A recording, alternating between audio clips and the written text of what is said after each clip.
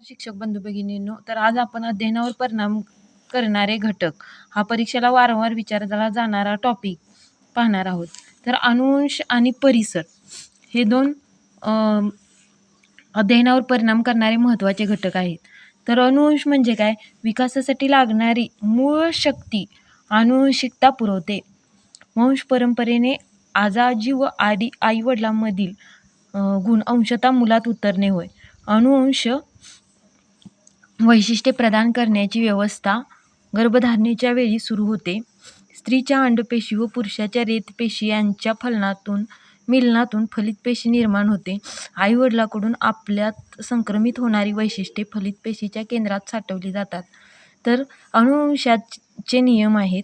3 नियम सांगितलेले आहेत. साधर्म्याचा नियम, वैविध्याचा नियम आणि परागतीचा नियम. साधर्म्याचा नियम म्हणजे काय? विशिष्ट प्राण्याची पिले एकसारखी असतात. आता वैविध्याचा नियम म्हणजे काय? एकाच आईवडिलाच्या 2 बालकात पूर्णपणे एकरूपता आढळत नाही. अगदी जुळे जरी असले तरी सुद्धा त्यांच्यामध्ये भिन्नता दिसते आपल्याला. परागतीचा नियम काय सांगतो? उंच आईवडिलाची मुले उंचीच्या बाबतीत सरासरीकडे त्यांच्या आईवडिलासारखी उंच होतात. तर अशा प्रकारे अनुवंशाचे 3 नियम आहेत बघा.